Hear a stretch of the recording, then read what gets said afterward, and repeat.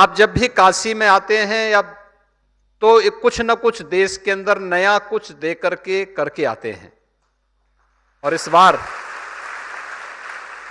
आपका विजिट अनेक उपलब्धियों से भरा हुआ है। चंद्रयान की सफलतम और अभूतपूर्व सफलता के बाद दुनिया के G20 समूह यानी जो दुनिया का नेतृत्व करते हैं,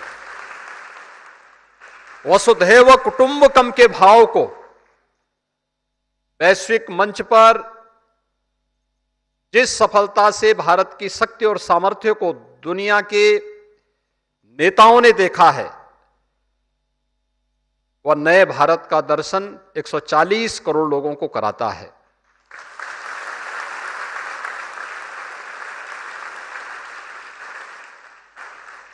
अब सूर्य भी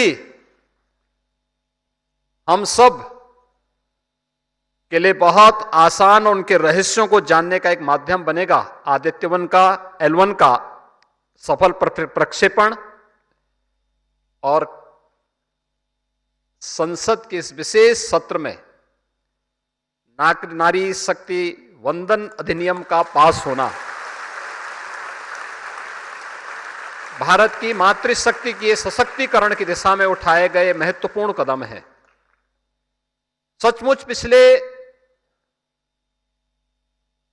9.5 वर्ष के अंदर एक नई ताकत के रूप में भरते हुए भारत को दुनिया ने देखा है और हम सब सौभाग्यशाली हैं कि आपके नेतृत्व में यह सब कार्य हम लोग अपनी आंखों से देख रहे हैं।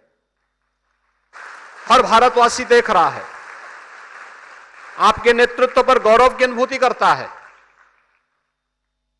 समाज के हर तबके के विकास के लिए जो कार्य योजना आपने बनाई, उसको प्रभावी ढंग से कैसे लागू करना है, यह आपके नेतृत्व क्षमता से हम सब सीखते हैं।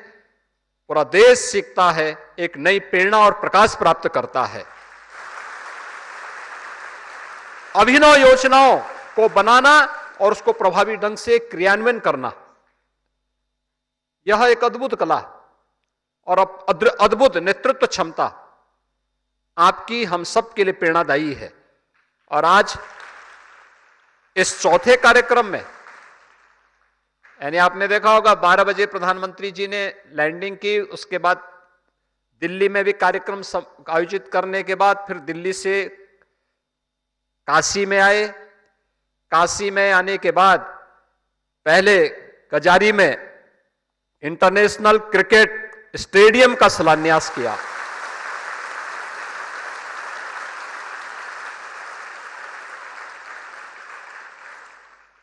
भारतीय क्रिकेट कंट्रोल बोर्ड के द्वारा बनाए जाने वाला उत्तर प्रदेश में पहले स्टेडियम है।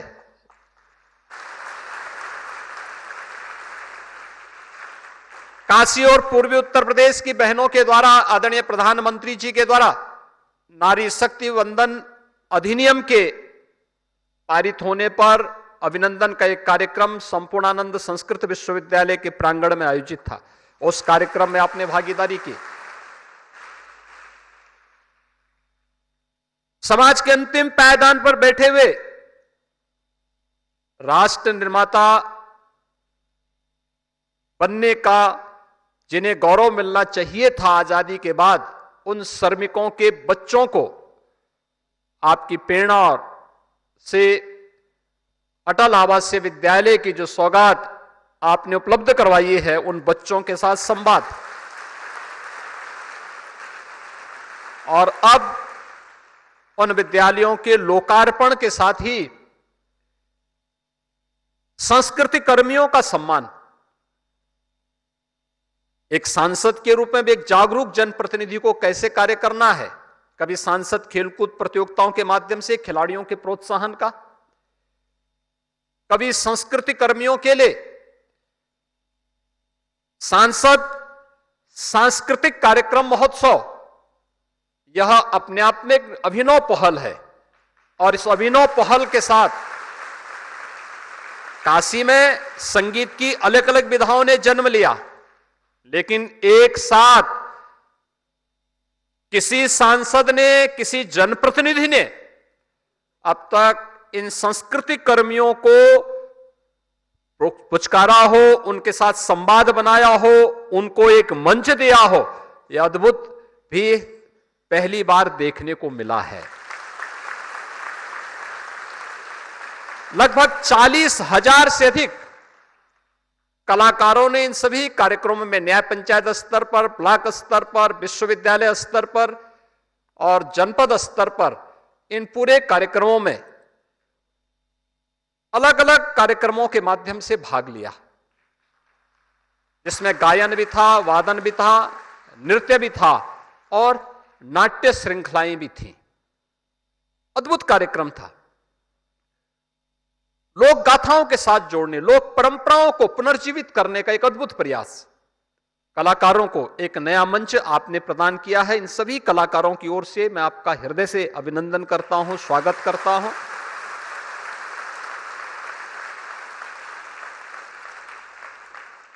अपने परंपरा और संस्कृति को क्षुण्ण कैसे बनाए रखना है, यह उस पर एक बहुत बड़ा मील का पत्थर साबित होने जा रहा है। और मैं इस अवसर पर 18 अटल आवासीय विद्यालय जो प्रदेश के अंदर पहला सत्र उनका प्रारंभ हो चुका है, उनमें से 16 तो बनकर के पूरी तरह तैयार हो चुके हैं। अगले 2 महीने के अंदर और पूरे तैयार हो जाएंगे, तो 18 अटल आवासीय विद्यालयों में पहला सत्र प्रारंभ हुआ है।